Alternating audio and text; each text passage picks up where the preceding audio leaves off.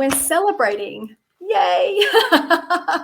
We're celebrating that this was released 12 months ago. And it's actually really fantastic because it now coincides with World Mental Health Awareness Day this year. So we are here to unpack some of the topics in this book. Obi is one of the authors in this book, and he was specifically interested in writing about authenticity and vulnerability and how they really impact your capacity to be a resilient leader and how that impacts your mental health. So I'll hand over to you, Obi, to introduce yourself and to speak about those topics and what you've actually seen change over the last 12 months.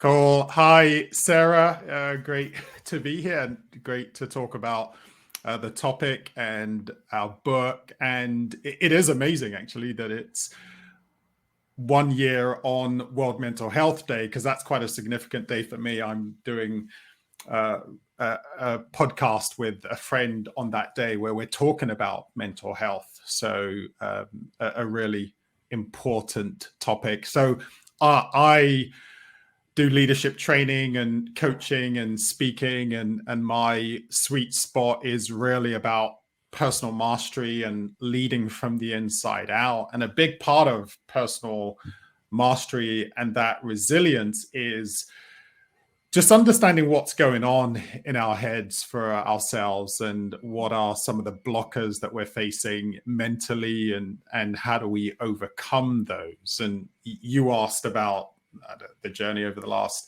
12 months and what I'm seeing different. The thing is, if I were writing the book again, if we were writing it this year, I'd probably still write about the same things and still focus on the same topic, because I think that authenticity and vulnerability are critical. And when it comes to mental health, we've seen more celebrities, more famous people, more people who we would think, hey, everything's okay with you. You've got it all together. You've got it all figured out. And yet the reality is, behind closed doors and even in front of the doors, we're all human. And a big part of the human experience is challenge, is difficulty, is trauma, is pain. And resilience, one of the simplest definitions, is that bounce back ability, right? It's a bouncing back from the difficulty, from the knock. And I believe a big part of that is the ability to say, I'm finding this tough, this is challenging, and having some close buddies, friends, girlfriends, whatever, that you can chat to and say, this is tough. And then, of course, there's, from a leadership perspective, being able to acknowledge those tough times while still staying focused on the vision ahead and where you're going. So this is, absolutely a critical, important topic. And I think it will be timeless, actually. There's no question about it. But I don't think there's going to come a time when we no longer need to be authentic and we no longer need to be vulnerable. I think we're opening up to the importance of it, and actually the strength of it. And that was one of the things that I really wanted to communicate, is the strength of authenticity and the strength of vulnerability. And it's not this weak thing. It actually takes a lot of courage to do that, and you become more resilient, and you're the sort of person that can go the distance rather than just survive a sprint. Yeah, absolutely, Obi. And there is so much power in authenticity and vulnerability. And I guess still to people, this word vulnerability, it just feels a bit like, how do I navigate that? How am I vulnerable? Like, do I have to cry in front of my team? Like it's almost like it's this big concept, and people aren't 100%, they're not sure how to engage with it. They get it, they know that they have to be it, but it's like, how do I do vulnerability? So maybe it would be helpful for us to start to unpack vulnerability a little bit, how you have worked with the male leaders that you work with, and the female leaders obviously as well, to help them to understand what vulnerability is, and how they can be more vulnerable with themselves first. Because you mentioned this, the word trauma, which is that's another word that's being bandied around a lot these days as well. It's a bit of a kind of a buzzword, and it can be very loaded for a lot of us. And just to kind of acknowledge, the context that we're living in at the moment, it is a pretty traumatized world that we're living in for all of the reasons. So we have this external kind of trauma that is happening around us. And then we have these things, that are called adverse childhood experiences. So they can be a range of different experiences that we might have experienced as children or in our earlier life. And if they didn't necessarily happen to us, they may have happened to our parents or our grandparents. So we have this personal experience of trauma as well. And my personal experience and the study and the research that I've done to be more trauma informed as a leadership coach is that trauma is almost like it's the root cause of the mental health issue. It's the root cause of addictions such as, alcoholism, workaholism, recreational drugs, anything that we kind of use to numb the pain of not being able to cope. So it's almost like mental health is a symptom of the trauma. So it's this place of kind of acknowledging that what's going on outside, though what can happen is that we can get into this kind of victim perspective, and we feel really powerless, and that can lead us into depression, or we get into this kind of really angry, defiant mindset and heart set, and then we can go to work and we can be bullying and all of that kind of behavior that then really doesn't engender trust, safety, etc. in our teams. So I guess it's about bringing it back to ourselves first and foremost, because we both believe that leadership is an inside-out experience. For sure. So it's this being vulnerable with yourself first. Like, if you'd like to, speak about that. Yeah. You talked about, you were specifically referring to trauma, and you said, loaded word. And I even vulnerability, I think that's loaded too. And Brené Brown, probably more than anyone, has done a great job at helping to demystify and take the stigma away from it. And yet there's still so much that we feel and we hear that I don't think for a lot of us we're even able to connect with at a conscious level. So, and the reason I'm saying that is, for me, I don't always talk about vulnerability. Sometimes I just say, well, just, being honest with yourself, just acknowledging, aware. So I think it's important for people to recognize that there are times when we're displaying vulnerability, but we just don't call it that, because sometimes vulnerability feels like, oh no, I'm vulnerable, I'm weak. And it's, well, no, it's part of it is just saying I'm being honest about something that I'm finding tough, challenging. It's this is not really sure how to navigate this. All that is part of vulnerability. And so you can connect with whatever word makes sense to you. I have this thing that I say, which is, think of this orange, right? And I say that when life squeezes you and the pressure is on, what you're like on the inside will come out. And it's interesting that you talk about, trauma and things that we all have. This may not be a word that a lot of people love, but we've all got a brokenness. We've all got strengths and weaknesses. We're all made of strength and struggle. There are things that come easy to us, perspectives, ways of doing things. There are also things that aren't that easy. And sometimes it's just about our background, our environment that we grew up in, but also the human condition that none of us is endowed with all of the strengths. We've all got parts, right? And that's why we need community. And so for me, my journey with vulnerability has been an interesting one, because I remember, I think I wrote this in my chapter. I remember I certainly alluded to Superman in my chapter, but when my wife and I were getting, were dating, and she said something to me, said, Obi, you don't have to be Superman. And what she meant was, you don't have to put on this veneer of invincibility. And I think I grew up, part of my reality is that I didn't grow up with my dad. And I very early on took on a role of the man of the house. At least I felt that. It's not, my mother didn't impose that on me, but I felt that. And so I felt very early on that I had to be strong. I had to be tough. I had to look after things. No one had my back, really. So it was down to me. And so, that drives a perfectionist nature, that drives an invincibility. You don't want to be weak. You want to be strong and have it all together. But that can create disconnection. Now, I didn't know that at the time.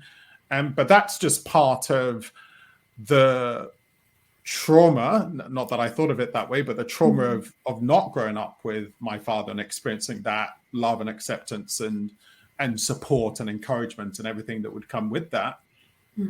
So vulnerability over the years has been a hard one for me. I always felt I didn't want to be weak. I didn't want to look bad. I in a way, I also wanted people to like me. And you think, no, if I'm vulnerable, and then that shows weakness, and they're not going to like me. And you don't realize that actually it's actually more endearing when you can be honest about things that you find are tough. And the other thing I think is, and this has taken a lot of work. I've had to do a lot of work on myself, right? So I've had counseling and coaching and all sorts of support. And I think that there's something about being comfortable with who you are. And that's also been a journey for me as well. I think when you're not vulnerable, it's because you're not comfortable with who you are. I wasn't comfortable with my weakness. I wasn't comfortable with my insecurities. I wasn't even comfortable saying I didn't have a dad. I felt it's embarrassing. Now, it wasn't my fault, right? And yet it was still, oh, hey, where's your dad? Oh, I didn't grow up with one. It's just there was a shame that came with it. And so I definitely adopted a lot of protective mechanisms and strategies to keep myself from feeling that shame, that weakness, and the uncomfortable. That's the other thing. All the uncomfortable emotions that go with it, the sadness, the disappointment. I don't want to feel that, and so I protect myself from that. Yeah, said a lot, but well, it's all super relevant. And thanks for being vulnerable with sharing your journey, Obi, because that's vulnerability in action. You're sharing something that's personal to you, though you're sharing it in an appropriate way that's hopefully helpful to whoever's listening to this. And it's interesting because we think about men, we're specifically talking about male leaders because the book is Visionary Male Leaders. And if we look at men at the top, it can be very, very lonely for any leader at the top, specifically for men, though, for all the reasons that you've just described. Boys don't cry, you don't ask for help, man up, you've got to sort it out yourself, don't ask for help, that's weakness. And so all of these messages are programmed into us a lot of them unconsciously. We have 70 or 80,000 thoughts a day, and only 5% of them are conscious. So it's like the unconscious is like a sponge. It sucks everything in. And unless we consciously put good stuff in, then the not so good stuff, the bad stuff, it's like the iceberg that sits under the sea, that 95%, you can't see it, though it's having a massive impact on you. So then if we feel like we've got to be the fixer, we've got to get it right all the time for everybody, then what are we doing when we show up as leaders with our teams? Like, that's such a tight energetic space to come from, isn't it? It's very fear-based. I've got all my masks on. I'm controlling, and it's almost like I'm not allowing those people in my team to really feel safe around me and feel safe to be themselves authentically and be vulnerable. And so we're really missing an opportunity to be innovative and creative, and the world needs innovative people and businesses at this moment in time, specifically to turn things around in a sustainable way. And, sustainable change, it has to come from the inside first. We have to go on that journey. It's the hero's journey, isn't it? And take that first step. And this can be quite scary for people. It's almost like, oh my gosh, I don't want to go to therapy for the next 10 years of my life. I don't want to take the lid off the can of worms. I'm just going to drown if I dive into the deep end.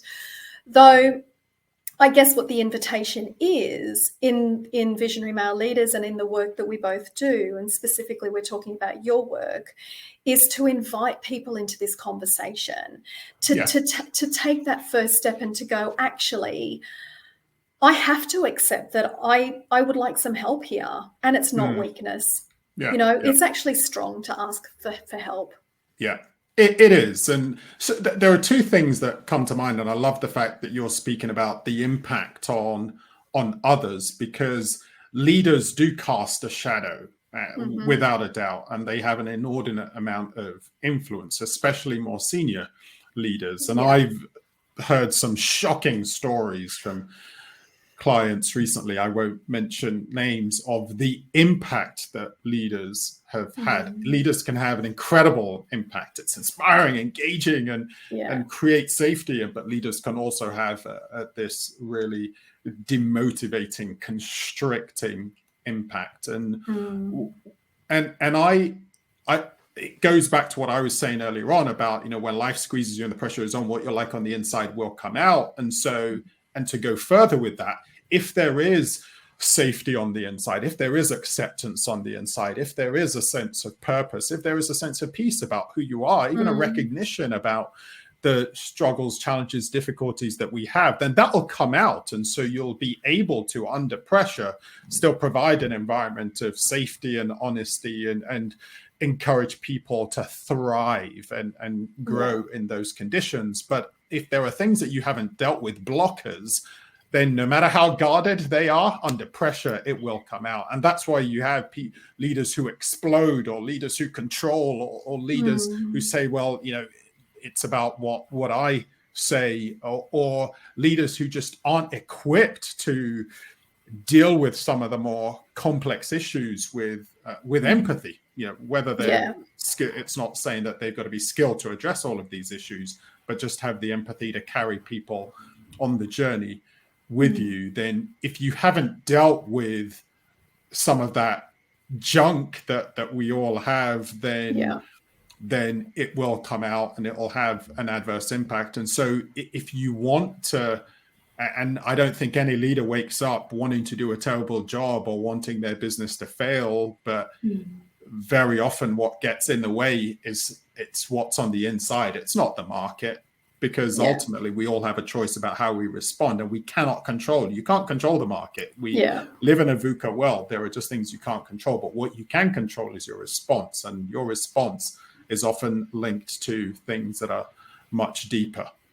So, and one of the things that has helped me recently is thinking about what are the conditions that would make something thrive. And often I need to get rid of weeds. And a big part of, so a plant, right? If I want it to thrive and there are weeds, then that'll kill it. So how part of vulnerability and honesty and authenticity is being honest about those weeds that are getting in the way that need uprooting. And sometimes you can't see that yourself. It helps to have people around you that can help you with that. Yeah, perfect. Okay, so it feels like that's a natural end to the conversation for now.